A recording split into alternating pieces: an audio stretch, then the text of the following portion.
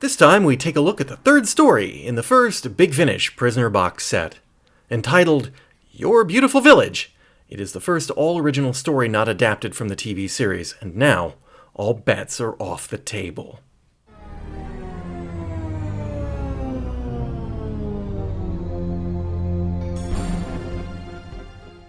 In the third Big Finish Prisoner story, Your Beautiful Village, Number 6 wakes to the sound of the phone ringing, and nothing else.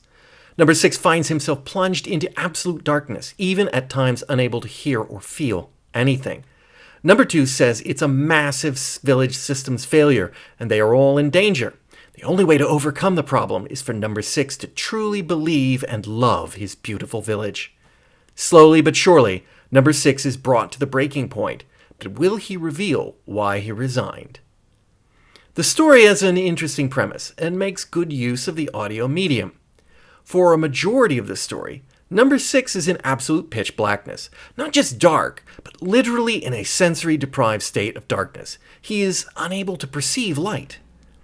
I applaud writer Nicholas Briggs for using his first original prisoner outing to make a story that would be almost impossible to be told on television. Although if it were on TV, it would be quite avant-garde. The premise also raises the distinct possibility that the village in the Big Finish universe literally only exists in Number 6's mind, facilitated by some form of technology or mind control.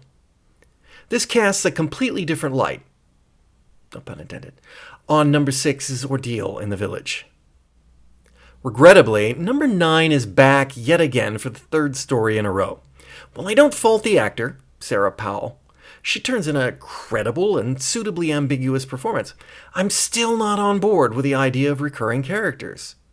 Yes, having a bond forming between characters makes different sorts of drama possible. It even makes different forms of psychological torture possible. But it also diminishes the disconcertingly impersonal, isolating, almost anonymous nature of the village.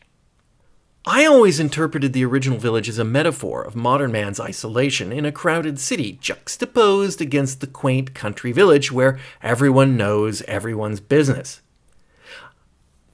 I've previously noted that I like Elstop's performance as Number 6, and I'm not walking that back, but it has at times seemed a bit more out of control than McGoohan's performance.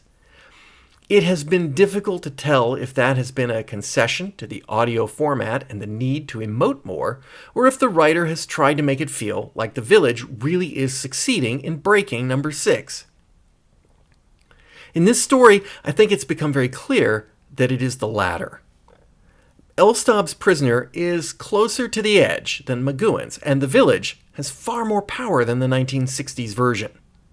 What remains unclear is, was this Number 6 more emotional and unstable before he arrived, or is it simply the influence of the village?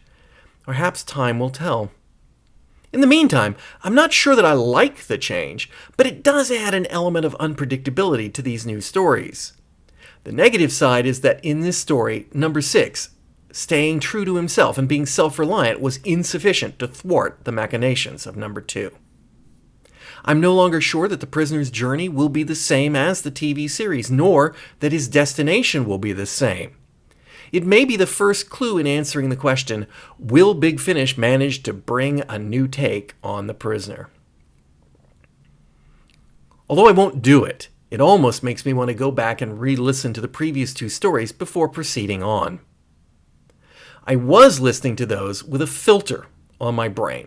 Elstop's McGoohan-like voice and the adherence to the original stories meant that my expectations may have led me astray as to what was really happening.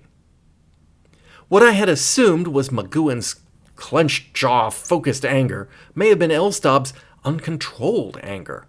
McGoohan's faking a breakdown to turn the tables on his captors may have been Elstop's actual breaking down. I can no longer assume that I know how the prisoner will react, and I must take it all on face value.